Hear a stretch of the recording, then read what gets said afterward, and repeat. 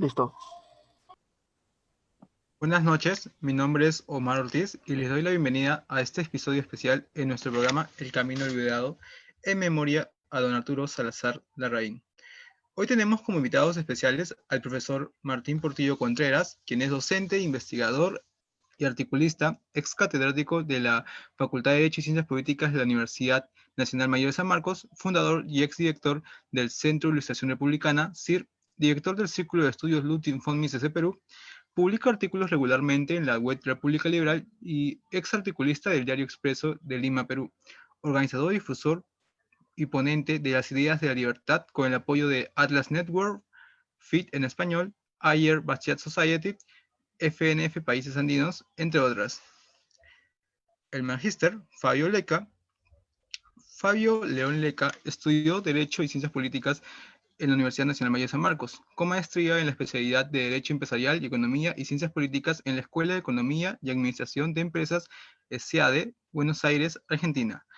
Asesor e investigador del ex congresista Arturo Salazar Larraín, actualmente labora como gerente general en la Asociación Peruana de Operadores Portuarios. Y quien es nuestro invitado y conductor de esta noche, Paul Lauren, quien es escritor y ensayista. Realizó estudios superiores de Derecho y Ciencia Política en la Universidad de San Marcos. Se ha especializado en el campo de la filosofía política y legal y en la historia de las ideas. Participó del proyecto de revisión de historia Wikihistoria de la Universidad Francisco Marroquín, Guatemala, dirigido por Carlos Sabino. Fue investigador de la Biblioteca Nacional del Perú y director del programa Acción Ciudadanía de la Fundación Iberoamericana Europa, FIE, en conjunto de la Comunidad de Madrid y el Centro de Investigaciones Económicas y Legales CITEL. También fue editor de la revista electrónica Ácrata. Ha sido columnista de los diarios El Peruano, Expreso y Correo, así como de la revista Contrapoder y del diario electrónico El Diario Exterior de España. Actualmente es colaborador del diario electrónico Altavoz de Lima y ha publicado varios artículos, ensayos y reseñas en libros, revistas del Perú y el extranjero. Bueno, doy el pase de la conducción a Paul, quien en esta noche nos va a acompañar. Igual agradecemos la presencia de los invitados, profesor Martín, Paul y Fabio. Gracias. Muchas gracias por la invitación, en primer lugar, al Círculo de Estudios de Ludwig Mises, ¿no? Y bueno, hay que actualizar un poco mi hoja de vida ahí, porque Altavoz ya no existe, creo que hace como 2 años. Pero bueno, esa es la parte anecdótica. Aquí, a ver, la invitación es interesante porque es un homenaje a una persona muy respetada y muy querida por los que estamos presentes, Martín, Fabio, que somos amigos de la universidad, y conocemos a don Arturo desde que ingresamos prácticamente a la universidad, es decir, estamos hablando de 30 años atrás, un hombre que tuvo sus diferentes periodos de existencia pública, pero seguramente el momento cumbre de su existencia pública, eh, lo más notorio, se dio en los años 70, es decir, cuando éramos niños nosotros, que es la época de la dictadura militar, que le tocó como periodista defender los fueros de su profesión, y lo hizo de una manera brillante, eh, por una acción de principios, no solo como liberal, sino como hombre de bien, porque es un legado no solamente a su entorno más íntimo, a su familia, sino que es un ejemplo para muchas personas, no solo para los periodistas, sino a todos aquellos que defienden la libertad de expresión y los derechos fundamentales. Y eso lo digo porque en un país en donde los falsos valores abundan y, y los buenos suelen ser ocultados, ¿no? Y siempre nos quejamos que existimos como país en medio de tanto falso valor. Don Arturo es precisamente ese buen valor, ese valor auténtico que lamentablemente para muchos es un personaje poco conocido. Los que han logrado ser conocidos son aquellos falsos valores que terminaron aplaudiendo su expulsión del país en los años 70. Es una paradoja en nuestra historia republicana y que siempre nos pasa factura ese tipo de cosas. Así que vamos a hacer el esfuerzo de poner en valor un personaje que merece ser puesto en valor. No es una cuestión gratuita de amigos, no es una cofradía de gente que simplemente quiere tener un héroe, no. Don Arturo Salazar, si estamos hablando esta noche de él es porque por mérito propio ha logrado reconocimiento, no solamente del ámbito periodístico y de los liberales, sino hay un reconocimiento mayor en su oficio, también como profesor, ¿no? Y como intelectual también, un periodista intelectual que es cosa rara hace buen tiempo. Bueno, él era uno de esos personajes, ¿no? Bien, en los antiguos manuales sobre el buen caballero cristiano, la generosidad no se entendía sin valentía. Así es como se configuraba la imagen del hombre bueno. Ese tipo de ser que imponía sus valores en el siempre áspero mundo terrenal. Sin duda, don Arturo Salazar Larraín encajaba en ese molde. Solo es cuestión de repasar su existencia para comprobar las huellas a seguir que nos ha dejado. Por derecho propio es un ejemplo a seguir, sin duda. Y hay un punto a resaltar, pues, repito, en un país atiborrado de falsos valores, la imagen de don Arturo no puede ser soslayada de ninguna manera. Por ello es menester mostrar lo que fue en vida y por qué su bondad, esa calidad de hombre bueno, no se limita al espacio personal, sino que ha trascendido a lo público y será en esta dimensión como lo recordaremos esta noche. Por lo menos haremos el intento a través de Martín y Fabio, que, como repito, son parte de una generación de hombres que asumieron el credo del liberalismo y tuvieron a don Arturo desde nuestros inicios, lo tuvimos ahí muy a la mano. Así que buenas noches Martín, buenas noches Fabio. Así que empezando con Martín, ¿qué te suscita este adiós, ¿no? Que no esperábamos, a pesar de que ella era un hombre con bastantes años, 94 años a cuestas, pero sin duda nos agarró de sorpresa, ¿no? Así que, ¿qué te suscita este adiós repentino, Martín? Ciertamente, sí, gracias primero por la invitación, y felizmente eres tú quien nos va a dirigir un poco la conversa, porque es doloroso, es doloroso perder a alguien tan importante en el ámbito intelectual, en el ámbito moral, y no poder reunirse para conversar con quienes compartimos momentos con él, sus enseñanzas, sus consejos. Yo recuerdo mucho una experiencia de la cual en algún momento me sentí extraño. La candidatura de don Arturo al Congreso, ¿no?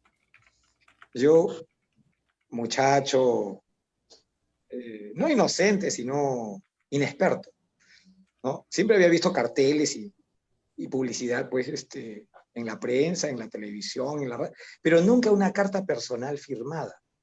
Y me acuerdo que no solo yo, otros muchachos más, llevábamos las cartas, ¿no?, firmadas por don Arturo, indicando por qué él deseaba ser el candidato y por qué consideraba que podría ser una buena gestión. Era una especie de diálogo con los vecinos y había que dejar, pues, la carta de puerta en puerta. Reconozco que tenía vergüenza al principio, pero después como que dije, caramba, o sea, no lo conozco profundamente, lo conozco, sé cuál ha sido su labor, porque si tanto sinvergüenza se lanza con total descaro a tratar de dirigir, entre comillas, la vida ajena, ¿por qué no sentir orgullo? ¿Por qué no sentir esa transmisión de valor que considero yo una persona buena necesita para poder postularse a un cargo público? la política es demasiado hostil a las personas realmente con valores. Es un clima muy, muy tóxico, ¿no? La llamada gente decente siente un golpe muy fuerte cuando tiene que, digamos, enfrentarse a los grandes molinos como Don Quijote. Y yo creo que en ese sentido, el hecho de que nos invitara a ser parte de quienes no solamente dábamos fe de su calidad y de sus cualidades, éramos quizás, fue para mí como un llamamiento, ¿no? Una especie de, miren jovencitos, hay tanto por hacer, ¿no? Empiecen por aquí, ¿no? Ya se había leído, habíamos avanzado con las lecturas, comprendido más o menos el difícil momento que atravesábamos en el país en los 90s. Y yo creo que eso fue para mí una reconciliación tal vez con la política, ¿no? Con la acción política. Hasta ese momento yo siempre lo había visto como algo negativo, ¿no? O sea, mi experiencia previa había sido todas las críticas que todo el mundo generalmente hacía a los gobiernos y a los políticos, pero don Arturo era otra cosa, ¿no?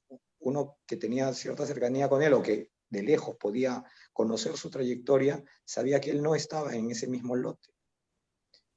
Y apoyar a alguien así, siendo tan joven, tan inexperto, repito, no era fácil, pero al mismo tiempo el hecho de hacerlo, ¿no? Me llevó a abandonar ese prejuicio y quizás esa vergüenza que tenía por relacionarme con la política real, digamos, ¿no? Una cosa es leer sobre política, ¿no? Los 3 ensayos de Hayek, Derecho a la Legislación y Libertad, y otra cosa es ir con la propaganda y diciendo, mi candidato, por favor, escúchelo, léalo, ¿no?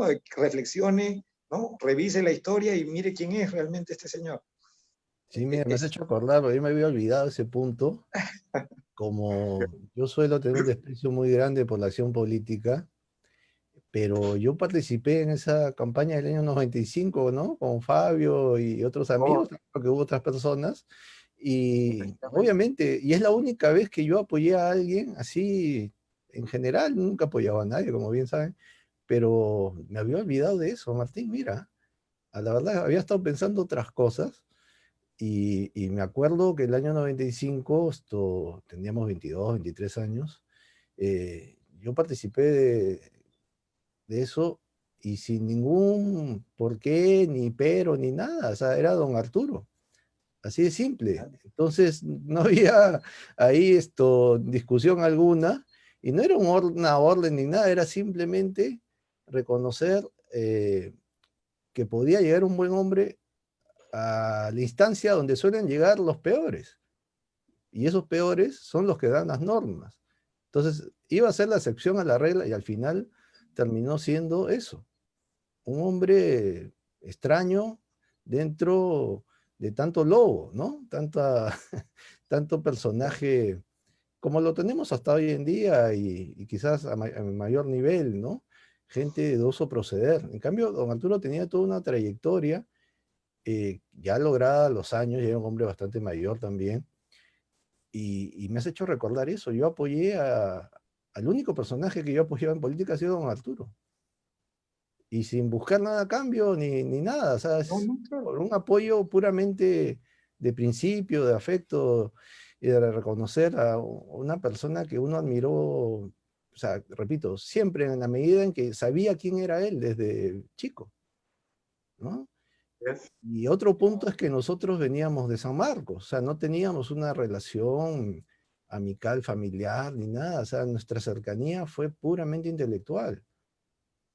Y así es como logramos tener una relación con él, ¿no? A través de su hijo, obviamente, Federico, que fue nuestro maestro, pero él fue muy generoso también con nosotros.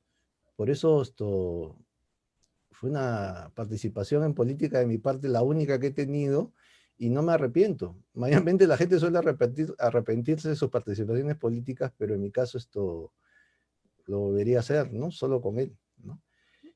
Así que ya que entramos en ese campo, y Fabio ha sido alguien que ha tenido un trabajo codo a codo con Arturo ya como legislador, y que eso tuvo una posición envidiable, si es que planteamos qué pudieron haber conversado tanto tiempo, ya más allá del trabajo cotidiano, ¿no? Así que Fabio, te cedo la posta para tu primer recuerdo de Arturo, ¿no? Muchas gracias, Paul. Gracias también, Martín, por invocar ese recuerdo desde el inicio, efectivamente, de su ingreso, a la política. Dejó su sello. Era muy atípico, efectivamente, como dice Martín, que a los vecinos su propuesta, en unas cuantas líneas, ¿no? Su propuesta programática o su agenda política en el Congreso se las detalle en una carta, ¿no? Eso a mí me llamó mucho la atención. Y efectivamente nosotros, el único interés que teníamos y lo que nos motivaba en todo momento era la empatía ideológica con Arturo Salazar, que era un firme defensor de las libertades, ¿no? Y la historia lo acreditaba, ¿no? Un defensor de la libertad de prensa. Ya posteriormente, cuando salió electo, efectivamente me sentí muy afortunado de que me invitara a trabajar con él en su despacho, y yo me sentía como un pez fuera del agua porque no sé en qué lo podía asesorar, ¿no? Ya que don Arturo tenía toda una trayectoria intelectual y no, no me hallaba de qué manera lo podía aportar, ¿no? Sin embargo, don Arturo me dice que siempre podemos aprender independientemente de la edad que tengamos, ¿no? Y de las experiencias, podemos aprender de los otros. Y eso me llamó mucho la atención, ¿no? Me llamó mucho la atención, y efectivamente cuando se empezó a trabajar en el Parlamento, don Arturo tuvo una posición magistral, ¿no? En el Congreso. Todas sus intervenciones eran muy bien estudiadas, muy bien fundamentadas. Los debates eran extraordinarios. Escuchar a don Arturo en los debates parlamentarios, más que en el pleno, en los debates de las comisiones, que era el primer filtro de la producción legislativa, ¿no? Muy interesante. Él, recuerdo, empezó en la Comisión de Salud, Población y Familia, luego estaba en la Comisión de Economía, y prácticamente los proyectos de ley, independientemente de que él sea o no el presidente de las comisiones, tenían que pasar su filtro. O sea, la respetabilidad a las ideas de don Arturo se imponía, ¿no? Entonces, todos los proyectos de ley siempre ameritaban una opinión de Arturo Salazar, ¿no? Y estar atrás de él era una gran responsabilidad, ¿no? Para eso ya su hijo, Federico Salazar, ya habíamos tenido una larga formación, y creía yo que podíamos estar a la altura de esa responsabilidad que suponía colaborar con Arturo Salazar, ¿no?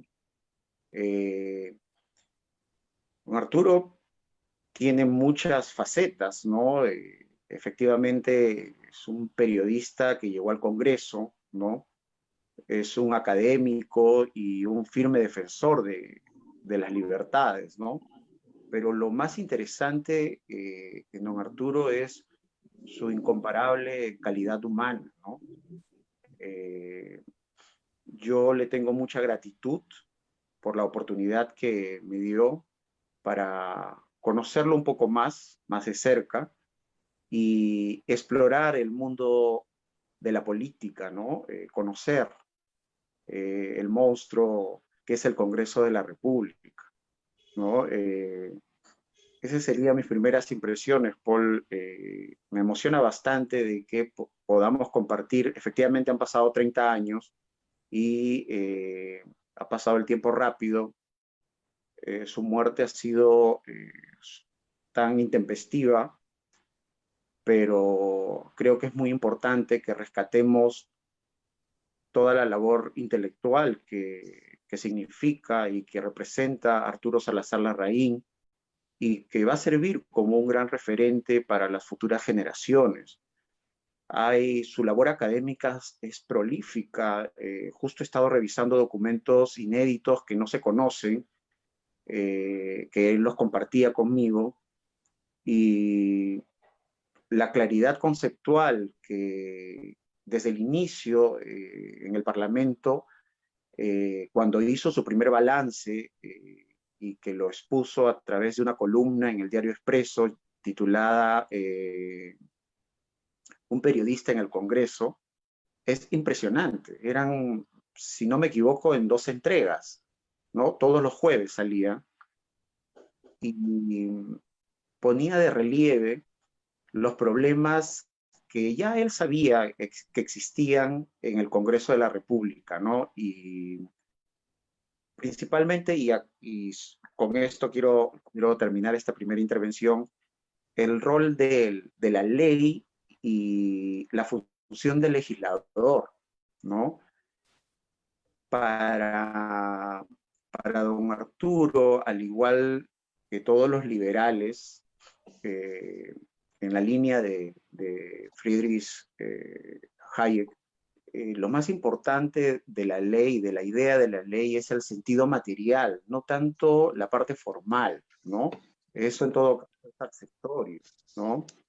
Y la responsabilidad de ser legislador es, como él mismo lo decía, es un oficio peligroso, porque no se evalúa a un buen legislador, no se define un buen legislador por la cantidad de proyectos de ley que presenta en el Congreso, o no se mide la eficiencia del Congreso de la República por cuántas leyes produzca, sino por la calidad de las normas, ¿no? Y estas normas tienen determinados requisitos materiales que deben ser observados, ¿no? Que debe ser general, que debe ser abstracta, y lo más importante, que debe ser aplicable por igual para todos, ¿no? Entonces, esos presupuestos materiales, don Arturo, en esos artículos los desarrolló de forma magistral, ¿no? Y la parte institucional, como si bien es cierto, las libertades económicas en ese momento se habían avanzado, ¿no? Pero él no dejó de resaltar el carácter unitario de la libertad, ¿no? Y justamente el tema pendiente, ¿no? Como que el cambio institucional no se está dando, entonces es un tema pendiente que debemos de trabajar en esa línea, ¿no? Ahora que tú tocabas el tema de su calidad parlamentaria y esta visión del derecho que él tiene, diferenciando, como hace Hayek, la noción del derecho y la legislación. Él fue, y tú estuviste muy al tanto de eso, el ponente de la norma que establecía que cada proyecto debería tener un análisis costo-beneficio. Es verdad que pasados los años, eso se cambió para mal, pero el objetivo de esa propuesta era muy puntual, ¿no? ¿Por qué no le explicas un poco a la gente, a los que nos están viendo, cuál era el objetivo inicial de esa propuesta? Y fue una norma muy reconocida, y pocos saben Efectivamente, que él es el autor de esa norma. efectivamente, sí, uno de los principales proyectos de ley que don Arturo planteó era la modificación del artículo 75 del reglamento del Congreso, donde se establecía como un requisito de carácter formal la necesidad de que se haga una evaluación costo-beneficio. ¿Por qué? Porque justamente como decía Spencer, el problema que tenemos es demasiadas leyes o exceso de legislación. Y lo peor, que cuando creamos leyes, ¿no? No se mide el impacto, o los legisladores no hacen un esfuerzo por medir el impacto económico de las normas, ¿no? Entonces, Arturo Salazar, y efectivamente tengo los manuscritos de puño y letra, ¿no? Recuerdo que en ese tiempo don Arturo, como periodista, todo lo plasmaba, primero elaboraba un texto y luego ya lo pasaba a limpio, era muy ordenado, muy disciplinado, ¿no? Entonces, y esa propuesta, efectivamente, la idea del costo-beneficio, aunque después no ha sido cumplida, no se ha cumplido, no se ha convertido en un verdadero filtro de calidad de las leyes, ¿no? La intención original de don Arturo era que se haga un esfuerzo por evaluar el impacto económico que pueda tener una norma al momento de ser producida, ¿no? Lamentablemente, eso generó incluso en la propia Comisión de Constitución, cuando se generó un debate con el ex congresista también Carlos Chipoco, quien generó un dictamen en minoría. Él sostenía que la evaluación costo-beneficio no podría ser un requisito de carácter formal, toda vez que colisionaba con la libertad de expresión del congresista, ¿no? Y don Arturo simplemente lo que le dijo es de que lo que tenemos que hacer es de que los congresistas hagan un esfuerzo por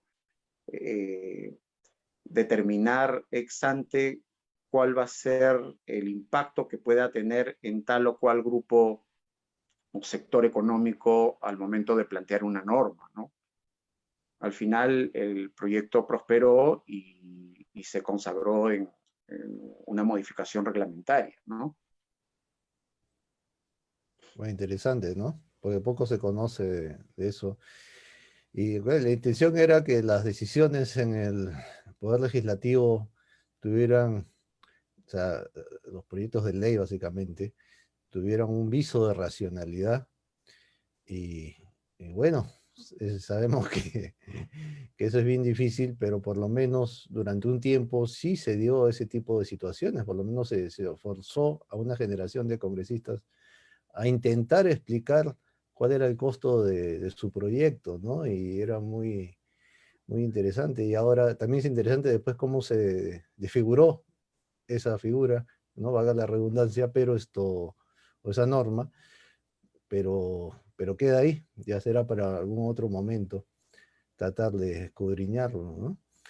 Martín, don Arturo fue sobre todo un profesor, ¿no? Y tú como profesor, y aparte como hombre que tiene un contacto directo con los chicos, ¿no? Diferentes generaciones ya. Eh, ¿Cuál es tu recuerdo inicial con don Arturo de esa perspectiva, ¿no? Porque él fue un docente de muchos años en diferentes universidades, ¿no? Y tú también, así que y lo interesante ahí como un hombre mayor, que uno con los años suele establecer una distancia con las generaciones eh, menores. ¿Cómo te has podido a ti ayudar esa figura, ¿no? De establecer ese contacto con gente más joven, pero sobre todo, ¿cuál es tu primer recuerdo como joven tú con don Arturo, ¿no? Porque hablabas de la política, pero don Arturo sobre todo, y esa fue nuestra primera aproximación, era un hombre de ideas, ¿no? Claro. Mira, no sé si se notaría en la época y si ustedes se acordarán, pero era atemorizante para mí. El aura que tenía don Arturo, para mí era estar delante de alguien no solamente, digamos, cuyos galones, ¿no? Como hombre de bien, como un luchador, era conocida por nosotros, y creo yo que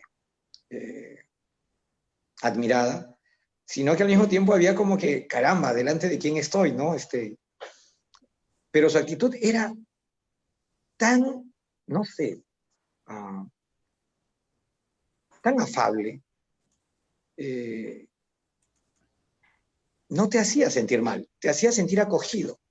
Yo en algunas ocasiones fui a su casa, ya sea a pedirle información, bibliografía, de manera personal, y caramba, o sea, la figura que más puedo relacionar es el papá de mi mamá, mi gran papá le decíamos nosotros. Acogía al que tocaba la puerta, ¿no? No te hacía sentir que estabas llegando en un mal momento o que estaba ocupado. Ni te lo mencionaba. Pero cuando tú le pedías una cita, ¿no? Allí sí te decía, bueno, tengo tal cosa, pero también de una manera tal que como que él, ay caramba, discúlpame, ¿no? Que estoy tan ocupado. O sea, no, yo lo percibía como que siempre le daba tiempo a quien se lo solicitaba y hacía sentir a quien se lo pedía que era importante ese pedido, que no era un fastidio ni una incomodidad, ¿no? Sino que si alguien le pedía tiempo, esta persona merecía su atención. Y yo creo que eso es un estilo, ¿no? Aparte de su personalidad, yo creo que también cuando él nos hablaba o comentaba cosas en un ambiente de clase, en alguna que otra entrevista que tuvimos con él, su llaneza al hablar, su buena educación, era muy grato para mí, ¿no? Uno a veces como que no es de recibir con agrado la aspereza, ¿no? Yo en particular no me gusta el lenguaje áspero, ¿no? Serio, directo sí, pero áspero no. Corriente, vulgar o chabacano tampoco. Y a veces hasta incluso temas así muy, digamos, chocantes, sabía cómo tocarlos. O sea, para mí era un ejemplo de lo que llamamos didáctica. En la facultad hay 1 o 2 cursos de didáctica. Cómo hablarle al alumno, cómo dirigirse al alumno, cómo hacer sentir al alumno. Hay cursos de psicología para esto. Y él era una especie de compendio en su acción, en su accionar de eso, ¿no? Era muy grato. Y era al mismo tiempo una especie de enciclopedia en 3D. ¿No? Tú lo veías, conversabas, veías cómo se dirigía al público, al auditorio, y entonces tú comenzabas a tomar nota mentalmente de qué cosas hacer, qué cosas no hacer, y en qué cosas habías metido la pata en tu propia aula, ¿no? Al menos yo siempre tiendo a hacer eso cuando veo un expositor o un profesor que me llama la atención porque no hace o no comete los errores que yo cometo, inmediatamente, ¡pac!, tomo nota. Y por ese lado yo creo que don Arturo sabía llegar con afabilidad, tenía el oído dispuesto, ¿no? La actitud abierta, tú no sentías que él te iba a apabullar con información, sino que más bien te estaba brindando con mucha confianza la información que él poseía. Te hacía preguntas que no te incomodaban, sino que más bien te incitaban a buscar, ¿no? Te incitaban a preguntarle más, ¿no? No te atemorizaba. Justamente, mi problema era que yo, quizás por mi propia formación un poco vertical, a los adultos y a las personas que sabían, pues las veía como muy lejos y como que yo tenía que estar, ¿no? Con mi tablilla de arcilla y anotando con escritura cuneiforme, ¿no? Una cosa así como un escriba. Un poco que así me entendía yo a mí en esa época de estudiante, pero con él no se podía hacer eso. Él te rompía el esquema, ¿no? Él no era un pontífice, él era ¿cómo decirlo? Un transmisor, ¿no? Era una persona que transmitía, no una eminencia que pontificaba, ¿no? Eso hoy en día se dice mucho, se dan charlas, hasta talleres sobre la horizontalidad en la educación, y te juro, yo que he participado de eso, incluso capacitaciones del Ministerio de Educación, don Arturo era eso, ¿no? Lo aprendí más y mejor con él que yendo a todas esas capacitaciones. Porque creo que él tenía también esa vocación por compartir, por enseñar, que es lo que creo yo hace de algunas personas educadores natos, ¿no? Esa preocupación, o sea, no era solamente el querer decirte las cosas, sino él te miraba, ¿no? Para ver si estabas comprendiendo lo que él te decía. Él te prestaba atención cuando él te estaba hablando a ti. Y luego se silenciaba, y, ¿no? Como para esperar alguna pregunta tuya, algún comentario tuyo. Y daba igual que tú le preguntaras algo sobre Julian Simon, ¿no? Como sobre tu matrimonio, o sobre, bueno, somos liberales, somos académicos o queremos ser académicos, cómo es compatible el ámbito académico con el ámbito del foro político, ¿no? Y no se molestaba, no se incomodaba, sino que simplemente te escuchaba con atención y luego comenzaba a plantearte, ¿no? ¿Por qué sí, por qué no? Y por dónde estabas tú, ¿no? Trataba de hacerte ver en dónde estabas tú mismo, porque a veces uno se confunde con la panorámica, uno se desespera por las situaciones, y entonces uno como que se angustia mucho. Y él te trataba de llevar a ti mismo, para que tú pudieras encontrar entre toda la información que él te brindaba y la que tú mismo podías tener, cuál debía ser tu rol. ¿No? No te decía, tú tienes que hacer esto, o sería bueno que tú... No, trataba de que tú mismo te des cuenta de por dónde estabas y hacia dónde podías llegar mejor. Yo creo que esa es realmente la labor de un docente, ¿no? Facilitar la confianza en uno mismo y facilitar la facilidad para preguntar, para reconocer los propios hierros. Eso no es muy fácil. Yo como profesor creo que no he logrado todavía ese nivel que reconozco a don Arturo, que se lo reconocí en ese momento, de que un alumno pueda reconocer su propio error y no se sienta mal con él, sino que más bien lo sienta como a partir de allí tratar de mejorarse, tratar de corregir algo, ¿no? La información, el planteamiento, lo que fuese.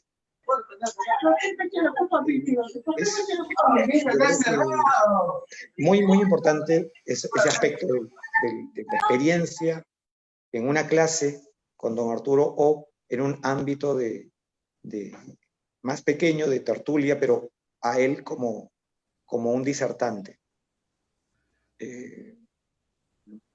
Por eso hay una palabra más, en algunos momentos me hizo sentir como si estuviera, ustedes saben que yo estuve en un grupo de parroquia, ¿no? Incluso postulé al seminario teológico, estuve en retiros espirituales. Algo que me hizo sentir en algún momento era como un confesor amable y gentil, ¿ya? Que hacía sentir esa confianza, ¿no? Los confesores son personas que a mí en lo particular me causaban espanto, ¿ya? Yo le tenía miedo de ir al confesionario. No era de las personas que digamos, tenía la conciencia muy tranquila, pero con él uno como que sentía las ganas de decirle todo, ¿no? Te daba esa confianza como para que tú te pudieras soltar con él. Ese punto es interesante porque yo tengo la imagen de don Arturo en los últimos, 15 años que empecé, o 20, que empecé a sacar algunas cosas y él estaba muy atento. Y ahora viendo en retrospectiva, pero realmente siempre lo tuve muy presente, que es lo que tú dices, ¿no? Es un hombre creyente, era un hombre muy creyente, ¿no? Que te transmitía eso, que él creía en algo muy poderoso y eso lo hacía fuerte a él. Y uno lo sentía, ¿no? O sea, Erasmo de Rotterdam tenía textos sobre el buen cristiano, ¿no? El hombre que no solamente es bueno, sino que es valiente, ¿no? El hombre que para ser buen cristiano tiene que hacer obra pública, pero no por un interés personal, egoísta, sino porque vale la pena hacerlo por el bien de la comunidad. Yo creo, y es un hombre con misión. Don Arturo era un hombre que yo creo que lo tenía muy en claro, que él tenía una misión en la vida. Y eso lo hacía fuerte.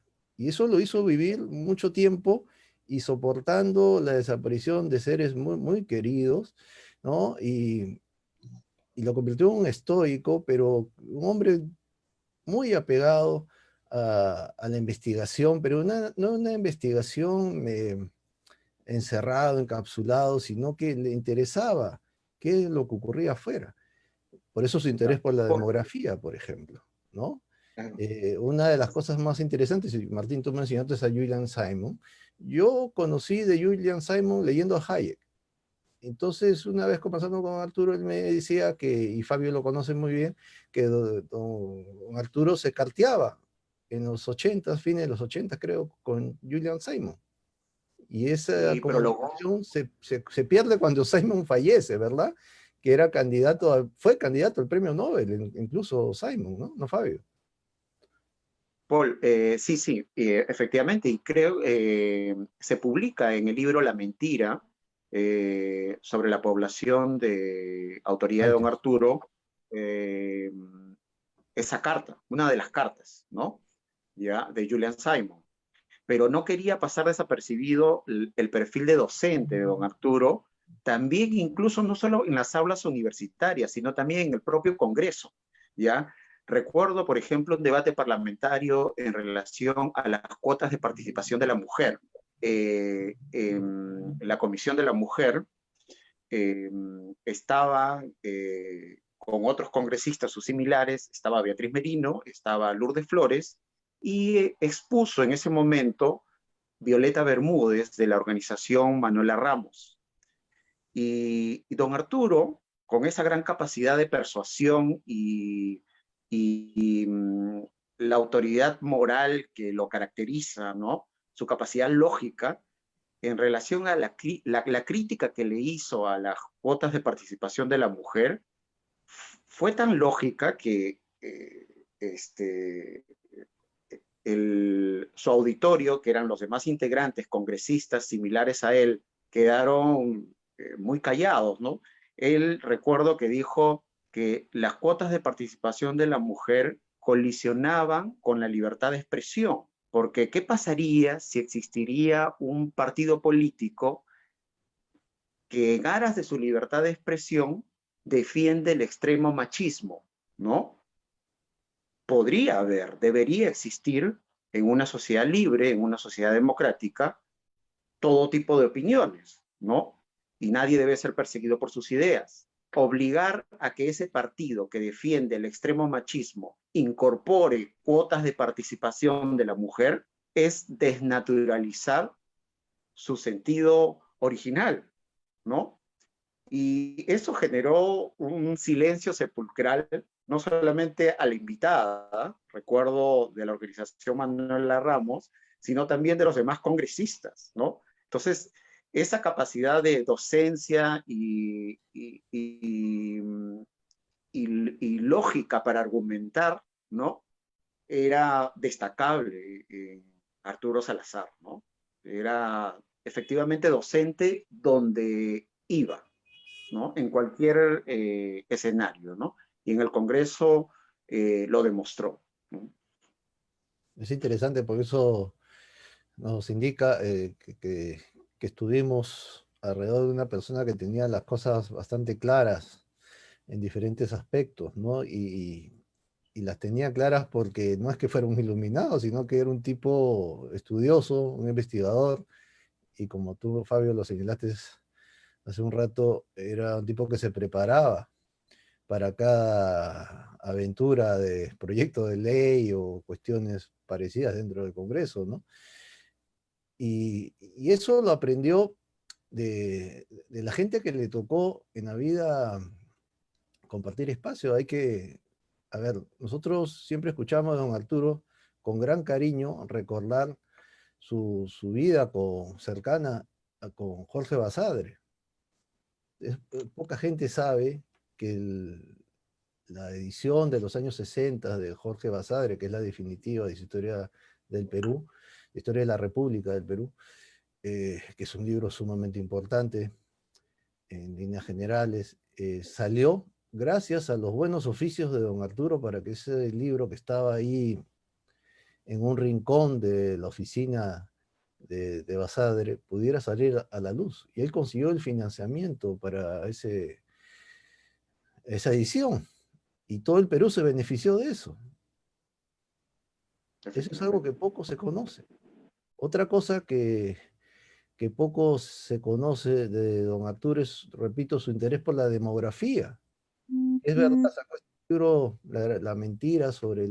es un libro sobre Malthus, ¿verdad? Sobre una crítica a la tesis de Malthus.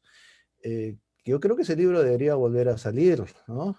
Eh, y tiene varias cosas, por ejemplo, los trabajos sobre temas demográficos, hasta el último, que yo sepa, estuvo ahí muy, muy metido, ¿no? Y solamente se desvió cuando empezó a trabajar el tema de la mujer, porque también era otro tema que le interesaba, ¿no? Y creo que la Universidad San Martín le sacó también una serie de libros, y uno de ellos sobre el tema de la mujer, ¿no? En línea conceptual, ¿no? Entonces estamos ahí ante un personaje sumamente interesante que ha sido un actor intelectual, pero también político, y quiero entrar ahí también. Otro de los personajes que lo conmovían en el recuerdo a don Arturo era Pedro Beltrán. Pedro Beltrán, que según Alfredo Barnechea, que de liberal no tiene absolutamente nada, en su libro La República Embrujada, que es un buen libro, valgan verdades, él señala que su generación, la generación de Alfredo Barnechea, es decir, la generación de los jóvenes de fines de los 60 y ya no tan jóvenes o entrando a una juventud madura en los años 70, fue injusta, fue una generación injusta con Pedro Beltrán. Y Pedro Beltrán fue un político muy importante con ideas que después se van a aplicar nuevamente en los años 90. Y Pedro Beltrán tuvo un apoyo muy importante en hombres como don Arturo, no solamente en el plano periodístico, porque fue el dueño del diario La Prensa, o accionista mayoritario de ese medio, sino que también fue un político, fue ministro de Hacienda y Primer primer ministro. ministro. Y Fabio, tú sacaste también en colaboración Sí, con Arturo, un libro recopilando material sobre Pedro Beltrán, ¿no? sí, esa experiencia fue muy interesante porque justamente estábamos en plena formación. Recuerdo mucho la interacción con Federico Salazar, su hijo, ¿ya? Y Arturo Salazar necesitaba alguien que lo apoye en la investigación y en la recopilación de información para la selección de textos sobre Pedro Beltrán. Era una serie de libros que sacaba en ese entonces el Instituto de Economía y Libre Mercado que fundó el ex ministro de Economía Carlos Boloña. Y bueno, el primer libro que le encargaron a don Arturo fue el libro sobre Pedro Beltrán, ¿no? Y lo que había que hacer era apoyarlo en la recopilación de las editoriales y documentación que él ya consideraba lo más relevante en la producción de Pedro Beltrán, ¿no? Eh, y en ese entonces recuerdo que Arturo tenía una memoria, tenía una memoria envidiable y me daba fechas y casi esas fechas no se equivocaba, ¿no? Entonces esa recopilación de textos para mí fue fácil, pero también fascinante, porque entre esos documentos se rescató eh, una de las conferencias que dio Ludwig von Mises en la Facultad de Derecho de la Universidad de San Marcos, ¿no?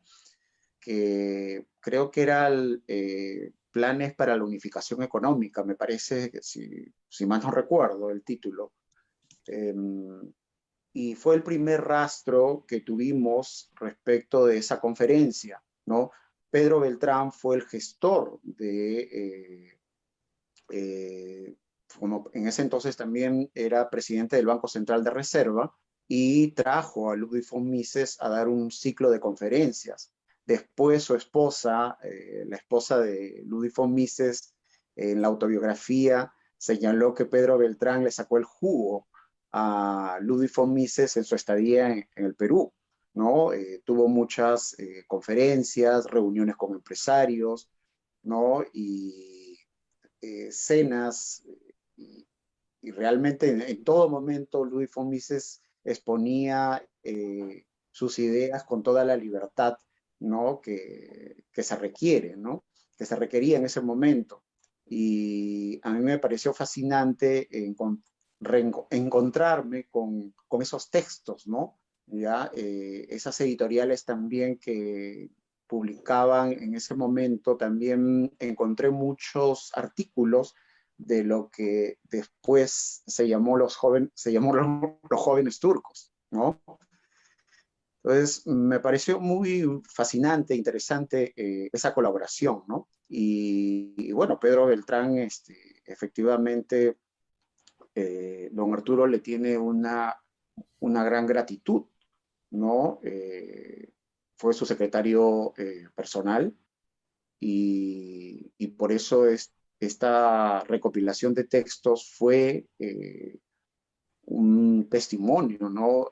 A la memoria de Pedro Beltrán. Sí, Beltrán es un personaje para él sumamente importante. Yo recuerdo cuando estuve trabajando 12 rabines, bueno, lo sigo trabajando, pero él quería que me abocara a Pedro Beltrán porque le parecía mucho más interesante, pero sobre todo por el afecto que le tenía a Beltrán, ¿no? Que realmente es otro de los personajes soslayados en la historia del Perú y que no debería ser, porque con Beltrán el Perú, si hablamos de crisis económicas, con él termina la crisis que se daba en ese periodo, fines de los 50, comienzo de los 60, con Beltrán se revierte el panorama y ese panorama de crecimiento y de expectativas interesantes sobre un país que se empezaba a capitalizar, después va a sufrir, ¿no? Producto de la demagogia del gobierno de los años 60, que es el gobierno de Acción Popular, ¿no? Un proceso de descapitalización que se va a acelerar ya de manera radical con la dictadura militar, ¿no? Que va a ser, como había dicho al comienzo de este recuerdo, va a ser los años 70, la época donde don Arturo se va a convertir en un combatiente, como muchos, contra esa dictadura, ¿no? Martín, esa visión de combatiente, pero a la vez hombre bueno, hombre de principios, ¿no? Y tiene sin duda un impacto grande en los jóvenes. Tú como docente, ¿qué te pueden decir los jóvenes en general frente a la ausencia de tipos así, ¿no? Es verdad que no es que abundan, pero los jóvenes siempre buscan referentes. Y uno de los problemas serios que tenemos hace buen tiempo son referentes, ya no estoy pensando en referentes políticos, ¿no? Que eso es muy complicado, sino una sociedad siempre necesita referentes sociales, intelectuales, que realmente ayuden a conversar, a hacer una especie de faro guía y, y saber que ante cualquier problema puedes contar con ellos, ¿no? Eh, ¿Tú cómo ves, desde tu punto de vista como docente y a partir de la experiencia de don Arturo, esa situación con respecto a los jóvenes? Mira, me has hecho acordar algo que siempre comento en mis clases en las primeras semanas, que es preguntarles por qué están en la carrera que están, ¿no? ¿A quién quieren superar en su carrera? En mis ya 20 y pico años como docente, solo en 2 ocasiones, 2 jóvenes me respondieron. El resto no sabe por qué está estudiando lo que está estudiando. Y mi experiencia personal, cuando yo tenía, pues, ¿cuánto? Estaba terminando el colegio y les dije, quería dedicarme al espíritu y a la fe. Me acuerdo que cuando fui al seminario, y ese fue uno de los motivos por los cuales también me interesó mucho el seminario teológico, o sea, ser sacerdote algún día. Leí la biografía de San Antonio María Claret, su enfrentamiento a los reyes, ¿no? Su disposición a hacer prevalecer la fe por encima de la norma antojadiza y arbitraria, según lo consideraba él. Y cuando conversé con algunos jóvenes que ya estaban en el seminario, y ya, digamos, 2, 3 años, descubrí que había muchachos que se habían escapado incluso de su casa.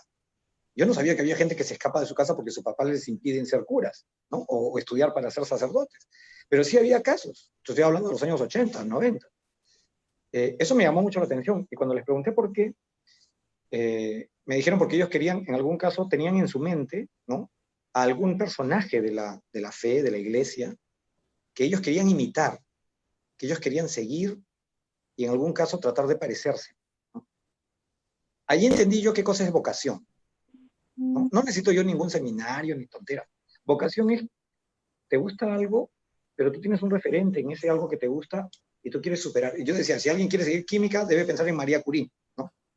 Bueno, en mi época María Curie en el colegio nos hablaban mucho de ella, entonces la tenía muy metida en la cabeza yo. En ciencia, física, quizás Einstein.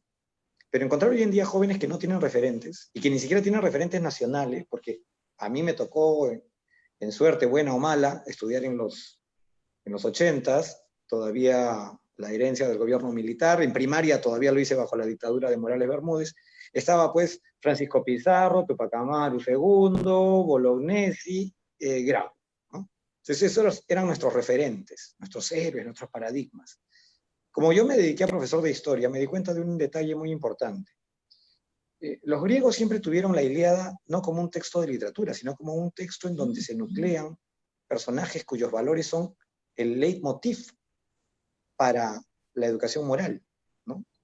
Uno mira a los héroes propios, ¿no? Es lo que comúnmente se hace. Los romanos también lo hicieron, ¿no? En el siglo de Augusto, cuando se escribe la Eneida, es justamente para plasmar estos personajes heroicos o devenidos en héroes por la propia literatura, para crear una especie de referente propio, ¿no? No perderse en el camino.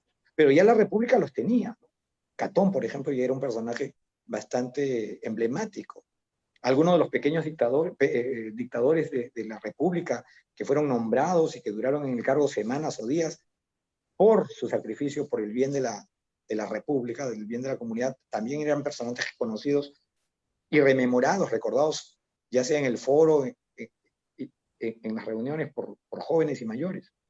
Y me di cuenta, y me doy cuenta, que en nuestro país no tenemos eso, ¿no? Hasta el día de hoy, por ejemplo, en Estados Unidos, la gente en su casa puede escuchar de sus padres decir Washington, ¿no? Pero aquí, en el Perú, yo le pregunto a mis alumnos siempre, ¿no? Recuerden cuando eran niños, ¿de qué héroe les hablaba su papá? O su mamá o su tío. ¿De qué personaje propio ustedes se han enamorado o ustedes tienen su fotografía allí y dicen yo quiero ser igual o quiero superarlo, quiero seguir su... ¿Alguien habla de Alcides Carrión, de Hipólito Unanue? ¿Alguien conoce científicos dentro de nuestra experiencia histórica como referentes? No. Te enteras de ellos en la universidad y si sigues carreras que tengan que ver con ellos. Nuestros libros de historia, nuestros referentes históricos son políticos corruptos o personajes que dieron un golpe de Estado. Entonces nuestros referentes son, formamos a los jóvenes, y eso es gracias a los maravillosos programas de estudios que diseñan especialistas, en promover personajes que te hacen sentir, creo yo, decepcionado de tu propio pasado, sin referente propio. Llegas a la edad de la juventud, detestando haber nacido en este país, o completamente sin norte, ¿no? Yo creo que eso es grave. Y algo que, gracias a don Arturo, con este libro que mencionaron, Pedro Beltrán, Pensamiento y Acción, a partir de allí, yo comencé en mis clases a mencionar a Pedro Beltrán, porque él o sea, es un hombre tan particular, tan peculiar, tan visionario, que por no hacerle caso tenemos pueblos jóvenes hasta el día de hoy, ¿no? Él, cuando se hizo el censo de los años 40, él señaló que debido a esa data y las proyecciones se venía pues un mare magnum, un tsunami demográfico al país. Y eso lo sabían quienes evaluaron los resultados de ese censo. ¿Cuál fue su propuesta? Urbanizar los arenales. ¿Cuál fue la reacción del Congreso de la época y de la prensa de la época? Burlarse de Pedro Beltrán. A raíz de eso, ¿qué tuvimos después? Invasiones, porque la gente llegaba y tenía que invadir. Cuando él señalaba que las tierras que le pertenecían al Estado podían ser muy bien lotizadas, urbanizadas, acondicionadas con servicios públicos y, como eran del Estado, a un costo mínimo, simbólico casi, por décadas, las personas de menos recursos podrían acceder a estos predios, ¿no? En lugar de eso, Acción Popular, ¿qué hizo? Torres para la burocracia estatal, ¿no? Las famosas unidades vecinales, que empezaron con Bustamante y Rivero. Otra cosa que yo creo rescatable de la labor de don Arturo es que a través de él uno ha podido entender y conocer que la lucha generalmente por ayudar a los demás peruanos es una lucha ingrata en este país. Yo creo que quizás en todos los países, porque en historia casi siempre pasa eso. Pero creo que en el nuestro es mucho más difícil. ¿Por qué? Porque después nadie te recuerda y todos te echan lodo. Sobre Pedro Beltrán, los profesores de historia hacen mutis total, sabiendo muchos, porque conozco historiadores profesionales, sabiendo la labor de Pedro Beltrán, no mencionan para nada su trayectoria, sus intenciones, y más bien lo relacionan directamente con intereses empresariales, como señalando que el hombre era un representante de intereses particulares, egoístas, y para nada le interesaba el país. Y eso está escrito incluso en libros de historia, financiados, no voy a mencionar nombres, por instituciones, entre comillas, serias de este país, que son referentes de la intelectualidad nacional, y por lo tanto tienen respetabilidad entre los jóvenes estudiosos e investigadores. En cambio, son ensalzados personajes totalmente fatales. No se ha hecho una película, eso es lo gracioso, no se ha hecho una película sobre un hombre que generó casi un tercio del PBI, un cuarto del PBI nacional. Banchero Rossi no tiene un documental, una película, pero sí la tiene Hugo Blanco, ¿no? Velasco, que destruyó el país, tiene una película, ha tenido conferencias homenajeando el 50 aniversario de la revolución, de la dictadura, pero nadie recordó que él puso no solamente censura a la prensa, sino que envió al exilio, y don Arturo fue víctima de eso, por enfrentarse a la dictadura, un periodista valiente. Es más, a algunos les prohibió regresar al país porque les quitó la nacionalidad. Eso es obra de Velasco. ¿Quién se acuerda de eso? ¿Quién saca cara ahora, lo enrostra con orgullo? Nadie. Todo el mundo se acuerda de que el hombre le quitó su propiedad a unos y se la regaló a otros. Y pretenden que eso es algo digno, loable, moralmente bueno. No quiero citar a Nietzsche, pero tengo que citarlo. Es una inversión de los valores total y absoluta por parte de quienes se encargan de escribir libros, dar conferencias, la intelectualidad nacional. Pedro Beltrán es un personaje que debe ser rescatado. Don Arturo también. En la trayectoria del periodismo nacional, y don Arturo no está solo, pero es un referente importantísimo, por su dedicación, él exiliado del país. Yo siempre me pregunté, se fue, ok, pudo trabajar afuera, tenía que alimentar a su familia, llegó a sacar a su familia. ¿Por qué regresó? ¿Por qué se hizo daño a él y a su familia volviendo a este país? Porque él amaba este país, porque le preocupaban sus ciudadanos. Entonces, ¿cómo no reconocerle eso a una persona? ¿Cómo señalar de una manera tan, a veces, no hay un calificativo adecuado que no termine siendo un insulto, se le acuse de despreocupación, ¿no? De que él estaba encapsulado en el mundo periodístico y punto, cuando justamente fue ese mundo periodístico el ámbito, su bastión de batalla. Desde allí hizo docencia y luego fue ya docente en universidades.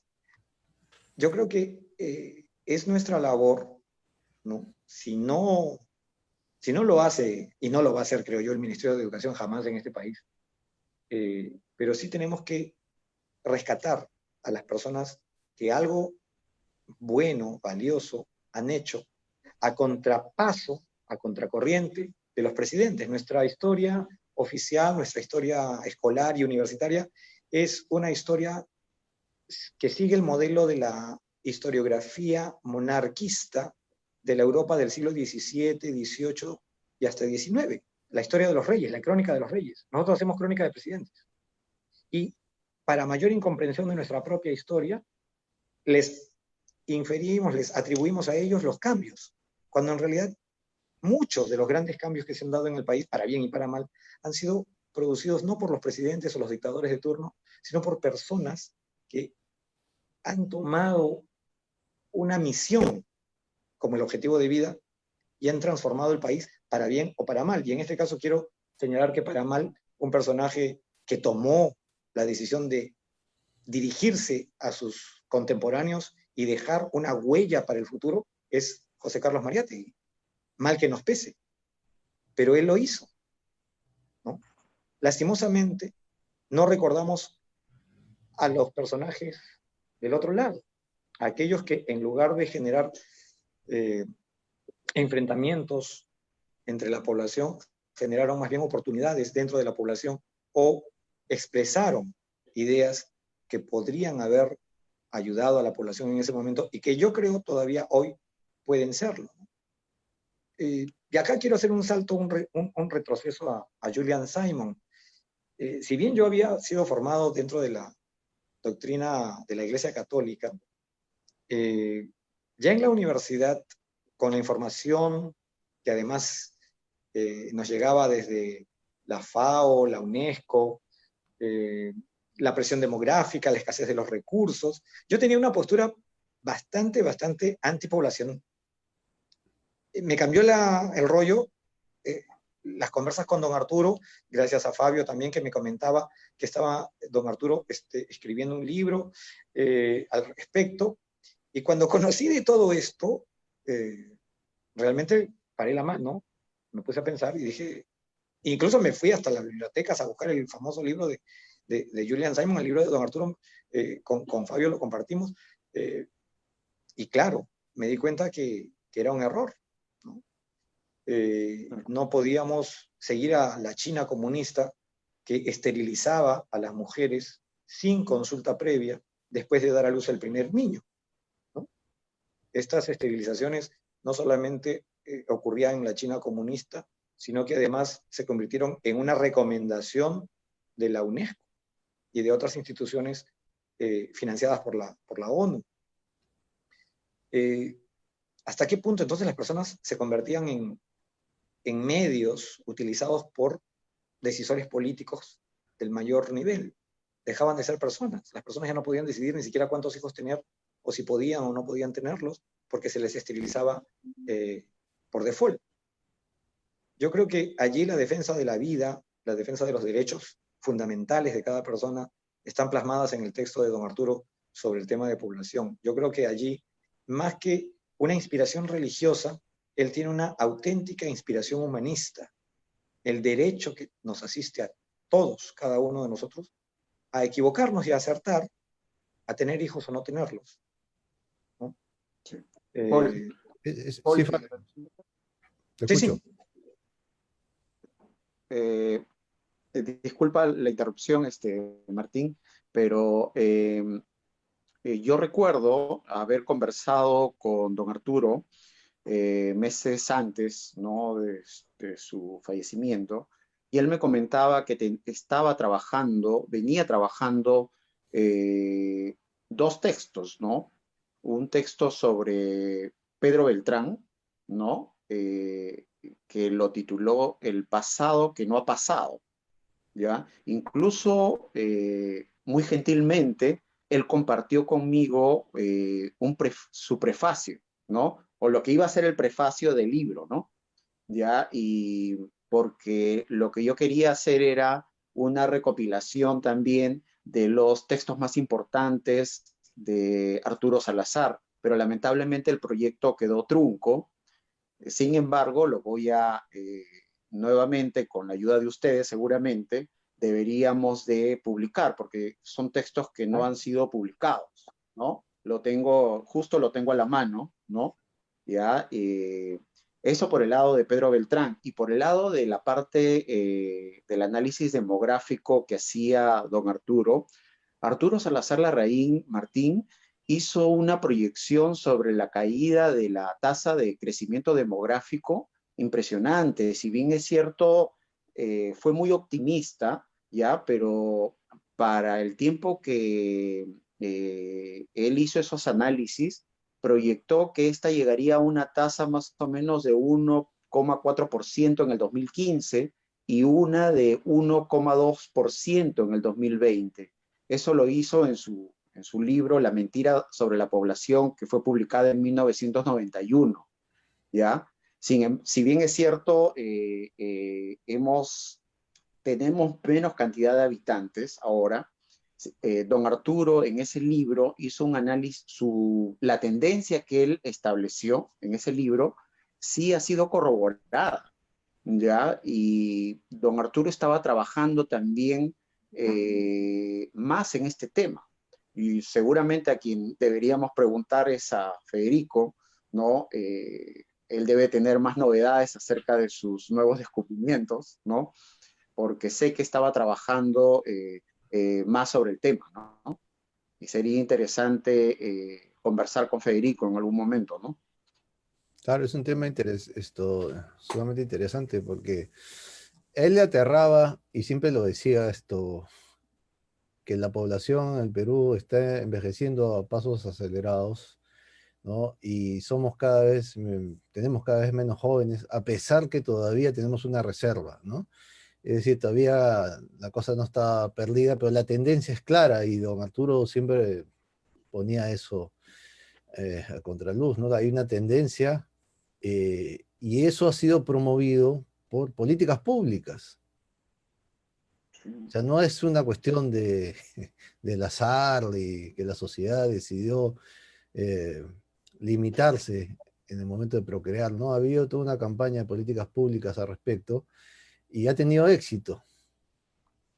Y ese éxito redunda en que nuestro futuro va a ser un futuro de viejos, ¿no? Como europeo, pero el problema es que si el europeo llegó a tener la situación que tiene a su vez todavía un alto nivel de capitalización. No es nuestro caso. Y ese era un punto que le aterraba a don Arturo, ¿no? Y el otro punto era la educación también, ¿no? Habíamos señalado que él era un hombre muy cercano a Basadre, y Basadre fue ministro de Educación. Fue uno de los ministros de Educación más importantes que ha tenido la República. Y ese aspecto también le generaba un fastidio muy grande porque veía la intromisión de una agenda que iba por otro lado, ¿no? Que lo estamos viendo ahora y que es una agenda dudosa, por decirlo menos, que no es que le interesa el futuro de los jóvenes, sino que le interesa sobre todo manipular desde el poder ese aspecto, ¿no?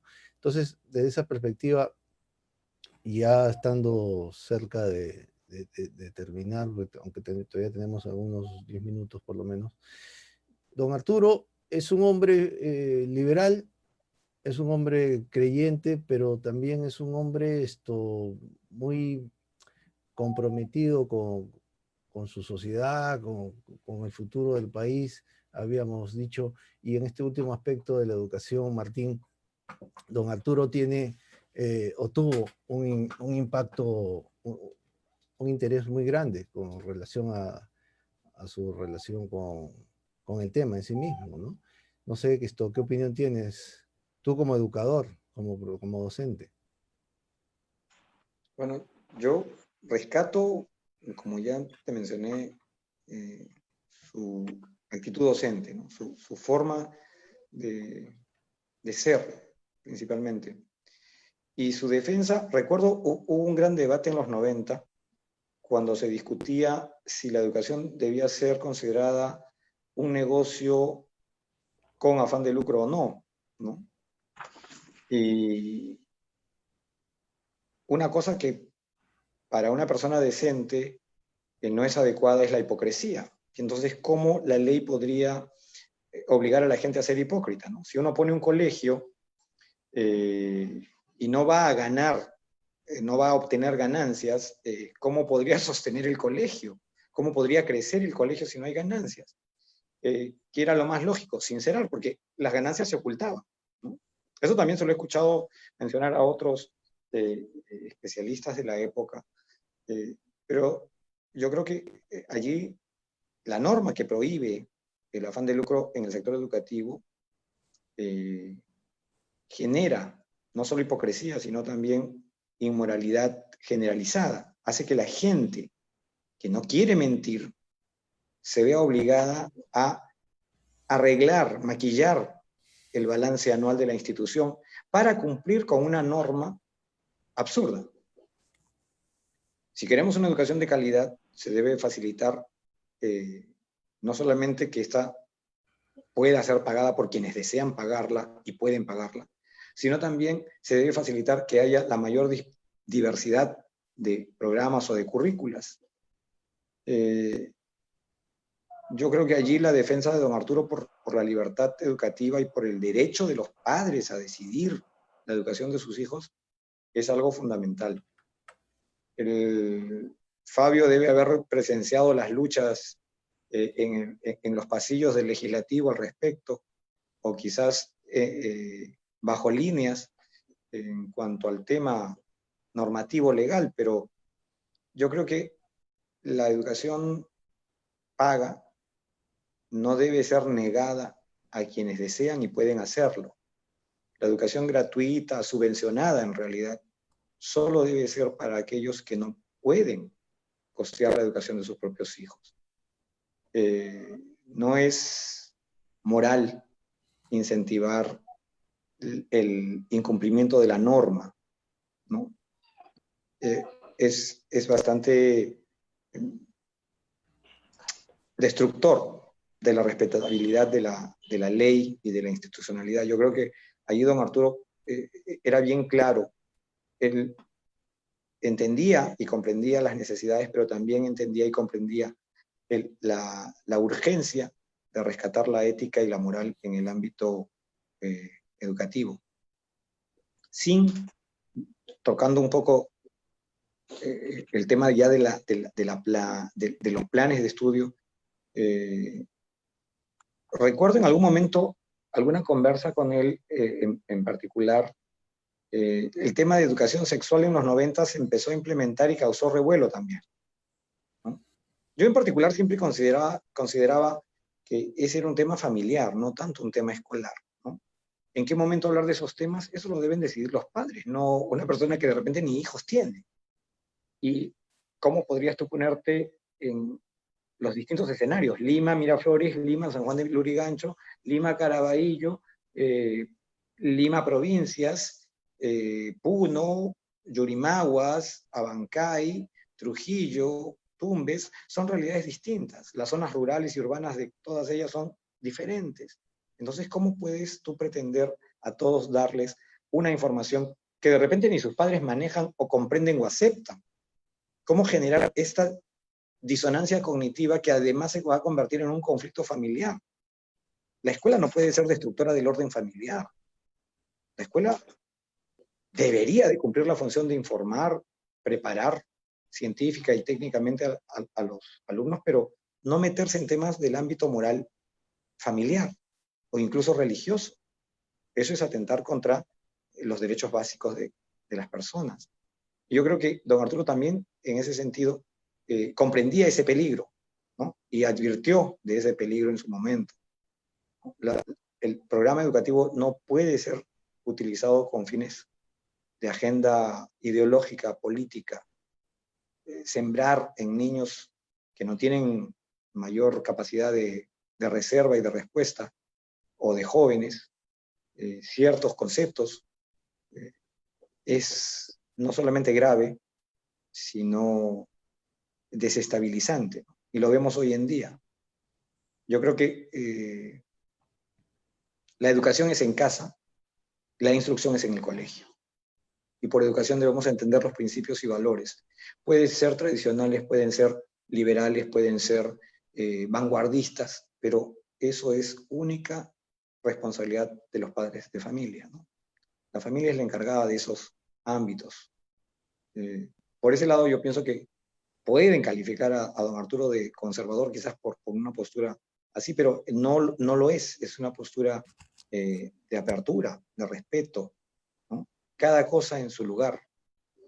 Y yo creo que el Estado, y allí viene la función, digamos, de control que debemos de tener sobre el Estado, es que el Estado no puede ir más allá de su legítima función.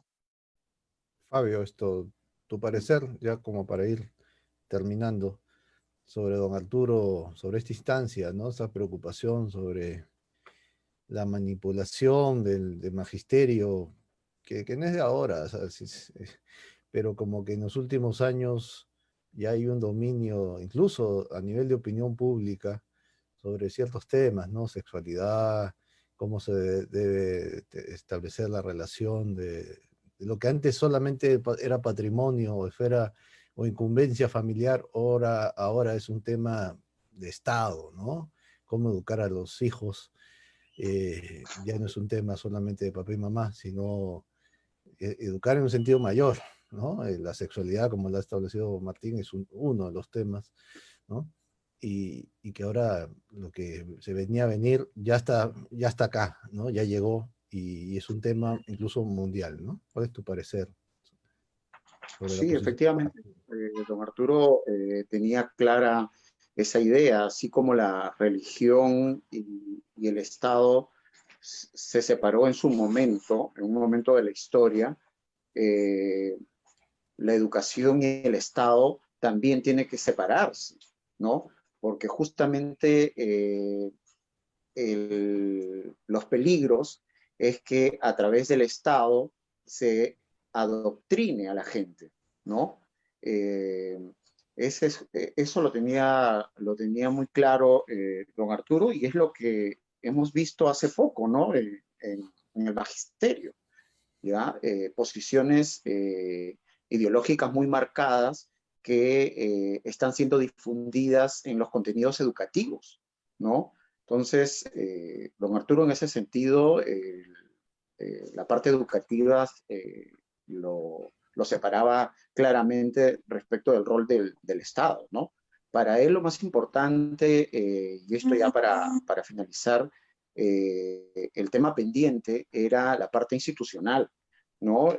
Las instituciones, don Arturo, él las definía como seguía mucho a Douglas North, ¿no? Como las reglas de juego consensuales y vigentes que constituyen siempre un límite al arbitrio personal y lo más importante, el límite al poder, ¿no? Al poder del Estado, ¿no? Entonces, el tema de las libertades económicas y lo que habíamos avanzado no podía consolidarse si es que el marco institucional no se trabajaba eh, o no era parte de la agenda, ¿no? Entonces, hoy día, hasta el momento, estamos en marchas sin contramarchas, ¿no? Y no solamente la parte institucional, sino también la parte económica, ¿no? La pandemia como que ha desencadenado volver a temas de las expropiaciones, estatizar actividades económicas, ¿no? Y incluso hay un retroceso en la parte económica. Por eso es tan importante tener referentes, ¿no? Referentes intelectuales más que políticos, como el que representa a Arturo Salazar, va a ayudar a las generaciones venideras a que se cautelen de una manera más eficiente las libertades, ¿no? Don Arturo efectivamente fue un eterno vigilante de las libertades, ¿no? Eso creo que es destacable y no debemos de perder de vista. Y así lo debemos recordar, ¿no? Yo quiero agregar algo, disculpa si puedo. Sí. Justamente, pensándolo bien, don Arturo abrió un colegio, ¿no? Don Arturo abrió la escuelita de la prensa, ¿no? Nosotros estamos sentados acá frente a cámaras, reunidos por muchachos que serían, creo, la quinta generación. A nosotros nos educó, nos formó, nos informó Federico, Enrique, Erci, Iván Alonso, Mario Ghibellini, y ellos se formaron en la escuelita de la prensa. Don Arturo, creo que antes que llegara a la universidad como docente, empezó como profesor en la propia prensa, siguiendo también la tradición de don Pedro Beltrán, que a su vez formó a él, a Eudosio Rabines, a Yufra, etc. Y hacer docencia, entonces, es lo que quiero rescatar de don Arturo ahora, ya de manera casi despedida, es que hacer docencia no está limitado por una licencia del Estado. Convertirse en profesor por el bien de la República, porque ese era el objetivo de don Arturo, se puede hacer en cualquier lugar, siempre y cuando uno separe el tiempo necesario para esto y comprenda la importancia que tiene la formación intelectual y la preparación intelectual de las futuras generaciones. Yo creo que la apuesta de don Arturo fue tan potente, su despliegue de energía fue tan fuerte, que logró influir a estos jóvenes, ¿no? Los llamados jóvenes turcos, hoy en día llamados por otros, los viejos tercos. ¿Se acuerdan el homenaje que hubo en el Congreso hace unos años y al día siguiente salió en la revista, no recuerdo cuál, de esa frasecita? Pues bien, el Círculo von Mises viene a ser nieto de don Arturo, creo yo, ¿no? Y yo creo que eso es lo más importante de este personaje ya, que es don Arturo. Su apuesta por la educación libre, solidaria, auténticamente solidaria y desprendida, ¿no? Si no me equivoco, fueron Aya y Mariátegui que en el Cusco establecieron la universidad libre allá por los años 20, si no me equivoco. Pues bien, yo creo que don Arturo hizo algo mejor que eso. La Escuelita de la Prensa ha dado intelectuales y profesionales de muy alto nivel y cuyo impacto, siendo además chicos, algunos de colegio, ¿no? Cuyo impacto se sintió ya en las páginas de la prensa en los 80s y marcó, creo yo, el devenir de los 90s, ¿no? Sin esos personajes no tendríamos la línea editorial de El Otro Sendero, ¿no? No tendríamos el núcleo ideológico del Movimiento Libertad. Todo eso, quiérase o no, en gran parte se lo debemos a don Arturo. Y el hecho de que todavía haya gente convencida de que la libertad es primordial para el orden social y enriquece a los habitantes de un país, es, creo yo, un logro que, como dice Fabio, como dices tú, Paul, debe ser reconocido, debe ser rememorado, debe ser colocado en perspectiva histórica como un referente para los jóvenes, ¿no? Los jóvenes de hoy, mis alumnos, mis exalumnos, deben entender y deben saber que don Arturo preparó gente que tenía menos de 20 años y que a los 21, 22 ya estaban haciendo cosas que hoy en día yo no sé por qué con tanta tecnología a veces se sienten apabullados, ¿no? El tiempo es corto, ya pasaron tantos años y no nos dimos cuenta. Bueno, nosotros habremos logrado algo, pero el país, ¿cuánto ha logrado? Entonces, el tiempo queda corto. Hay que seguir escribiendo. La faceta de don Arturo durante la dictadura, yo creo que hoy, más que nunca, es un referente importante de acción. Es un ejemplo. No quedarnos callados, denunciar de tal forma que los demás se enteren de nuestra denuncia y formar conciencia. Eso se lo debemos agradecer a don Arturo porque él lo hizo, sobrevivió a eso y creo yo ha tenido éxito. Paul, y solamente quería remarcar, discúlpame, Sí, sí. agregar que efectivamente en don Arturo no solamente debemos rescatar la claridad conceptual en el ámbito de las ideas, ¿no? De las ideas de la libertad y la coherente exposición de las mismas, sino también su accionar consecuente, ¿no? Su comportamiento consecuente y la integridad, ¿no? Que lo posicionan y lo inspiran, ¿no? Como un gran referente para los jóvenes. Recuerdo que Hayek decía que hacen que la construcción, este tipo de líderes, ¿no? Intelectuales, hacen que la construcción de una sociedad libre sea una vez más una aventura intelectual y un acto de valor, ¿no? Yo creo que con eso, eso es un testimonio que con ese testimonio yo me quedaría, ¿no? La figura de Arturo Salazar debe ser rescatada, al igual que la de Pedro Beltrán, ¿no? Y creo que las futuras generaciones no pueden dejar pasar desapercibidas, ¿no? Sí, bueno, esa era la idea de este evento, homenaje, porque no solamente es la pérdida de una persona que estimamos, que tuvimos en un trato personal, sino que es un personaje por sí mismo, ¿no? Que tiene una esfera pública y que aportó al país desde su oficio como periodista, como hombre que cree en las libertades y que no puede ser ocultado, porque hay muchos héroes falsos, y en este caso estamos ante un personaje de verdad, que aportó de verdad y que debe ser puesto en valor, para usar un término eh, eh, moderno, puesto en valor en todo el sentido de la palabra, ¿no? Y, y eso es no olvidarlo.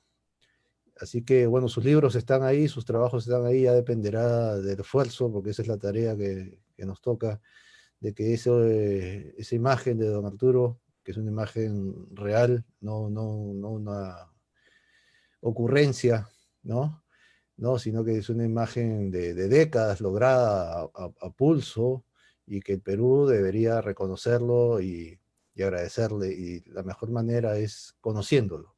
Así que esa es nuestra tarea, ¿no? Hacer que la gente pueda aproximarse a hombres como él y que sea conocido. Así que por mi parte, muchas gracias, Fabio, Martín, y Gracias a ti, Omar, Martín. agradecerle la oportunidad de compartir con mis amigos este pequeño homenaje a don Arturo Salazar Larraín. Bueno, bueno, esta noche en verdad hemos tenido un programa en memoria de don Arturo Salazar, quien es patriarca del liberalismo en el Perú, y que definitivamente para los jóvenes liberales es bastante inspirador conocer más de su historia. Quizás no conocemos tanto porque somos aún jóvenes y no hemos podido tener ese trato directo que ustedes sí, pero conocer esto de la vida de quien representa ser esa figura del liberalismo en el Perú es bastante pues inspirador. En especial porque el programa nace justamente de jóvenes estudiantes que nos estamos formando en el círculo Ludwig von Mises, y que buscamos a través de este medio sostener una opinión alterna en el análisis de los hechos con una perspectiva liberal en la difusión de las ideas del liberalismo, y que, como dijo el profesor Martín, debemos este ingreso a las ideas de libertad a lo que hizo don Arturo en la formación de otras generaciones, y que también luego formaron a ustedes y que luego nos están formando nosotros como liberales. De hecho, este fin de semana conversábamos, bueno, el fin de semana anterior conversábamos los chicos, decíamos, ¿dónde estaríamos ahora si don Arturo no hubiera formado a los jóvenes turcos y los jóvenes turcos al círculo Mises original, que son ustedes, y bueno, el círculo Mises original a nosotros, esa generación más joven? Y ahora, pues, yo posiblemente no estaría en el liberalismo, quizás estaría un poco más hacia el lado izquierdo. Pero bueno, la obra de don Arturo, de alguna manera, ha llegado a nosotros los jóvenes y nos ha llevado por otros caminos que en definitiva son bastante trabajosos, porque ser un liberal o formarse como un liberal es una formación continua. Y nada, de verdad queremos agradecer su presencia, que nos acompañaran, que compartieran esto, lo vivido, las historias con don Arturo. Es algo muy grato e inspirador. Queremos recordar a quienes nos ven que cada domingo a las 7 tenemos un nuevo episodio a través del fanpage del Círculo Ludwig Mises y que los días lunes se sube un nuevo podcast a nuestro canal en Spotify que se titula igual El Camino Olvidado. Y nuevamente agradecemos a ustedes, nuestros invitados y a quienes nos han acompañado esta noche. Gracias. Chao, muchas gracias. Muchas gracias. Hasta luego. Buenas noches a todos.